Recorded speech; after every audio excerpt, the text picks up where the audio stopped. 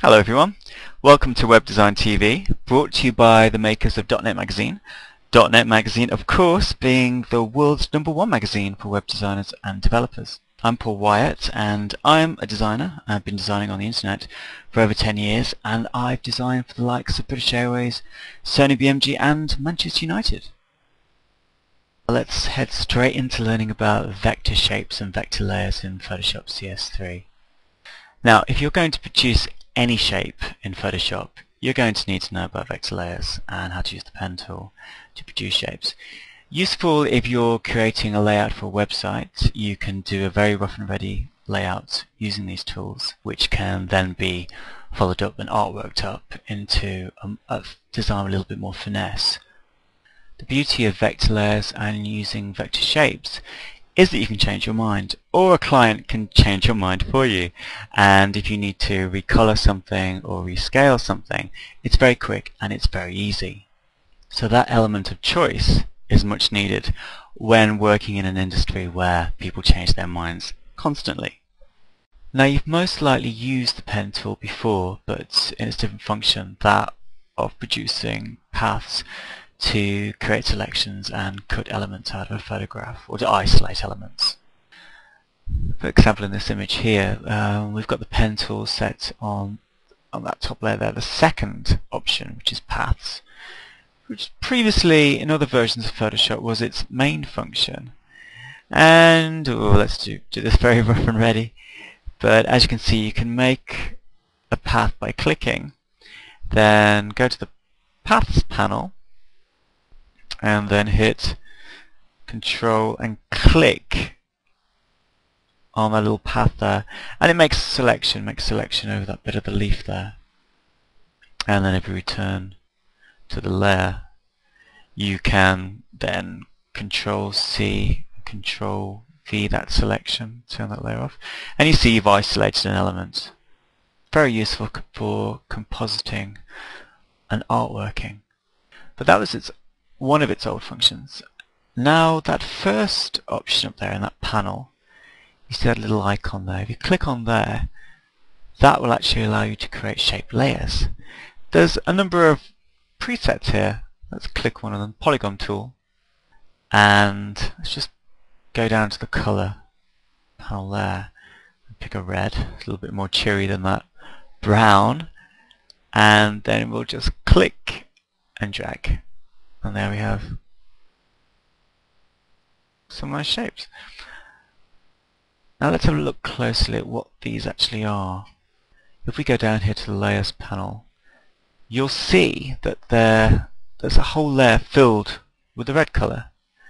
And then next to it is a vector mask. A little thumbnail there. You can just about make out the outline of the shapes, the preset shapes that we've drawn with Photoshop.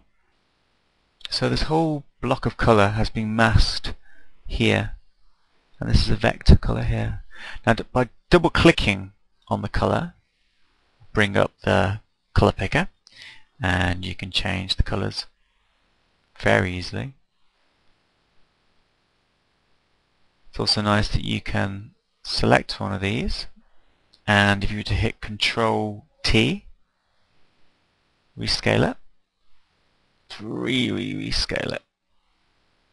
Double click it when it's done. And you may think, well, what was the point of that? Because it's all pixelated along the sides there. Well, it's not.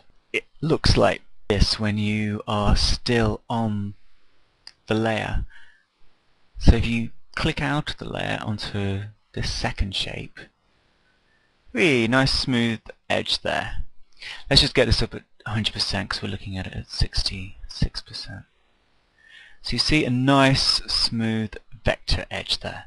There we've got pretty shapes, vector shapes. Let's just look at what else we can do with them. Let's just rescale that down. Another tool for altering vector shapes, or in this case the default shapes here, is the direct selection tool. Now by hitting A on your keyboard, you'll bring that up. But you can also find it down in the Tools panel, just down there underneath the Type tool. Now, if I click one of these shapes, you see the outline becomes a little bit jagged. That means you can select it, that means you can alter the corners. Let's click on one of them, those corners there, and drag. See, I'm able to change the shape quite easily. Great thing is that it's all vector, so we're not causing any pixelization or distortion. Remember, the golden rule is to click off the shape to see it in its clear-cut glory. We can also, if we go back to the pen tool by hitting P or clicking on the pen icon there, hold down onto that icon and you've got a number of options there for the pen tool.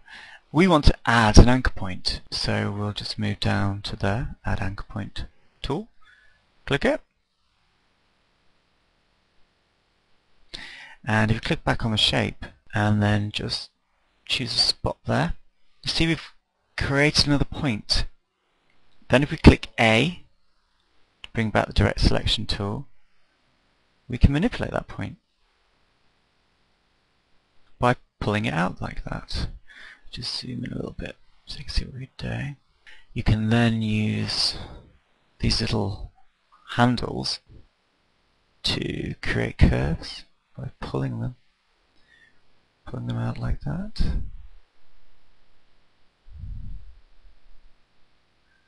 It's a very interesting curve. Go back to the pen tool, hit P again, bring up the freeform pen tool, and we can drag and draw with the mouse. There you go. Let's just move that around. Let's just get that back to normal size. That's using the preset shapes, and we've customized them a little bit by using some of the pen tools and the freeform pen tool for creating your own shapes. Now we're going to do a little bit of tracing using the standard pen tool, hitting P and making sure that we're on shape layers up there. We're going to bring in some artwork and trace over it and do layout for a website. So let's close this down. We won't keep that, but we'll open up this sketch. Let's make that bigger. Now, look at that brilliant bit of artwork by Paul Wyatt, aged 3.5.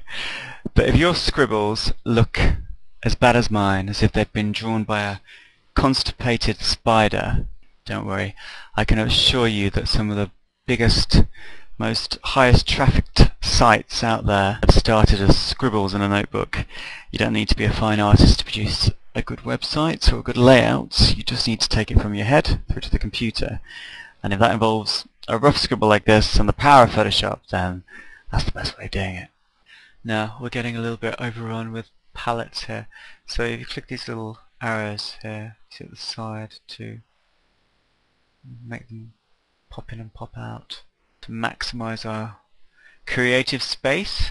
And what we'll do here is hit the P tool again to bring up the shape layer, and we'll use one of the defaults. At the top there you've got a number of defaults.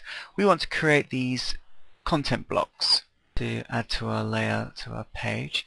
There's two types of rectangles there. You can have the ones with rounded corners, a little bit cliche, or ones with nice sharp corners. Let's pick the ones with nice sharp corners. So clicking that, and then click at the point where you want the shape to start, click, drag across. That's about right. And as you see in the layers panel, the shape's appeared.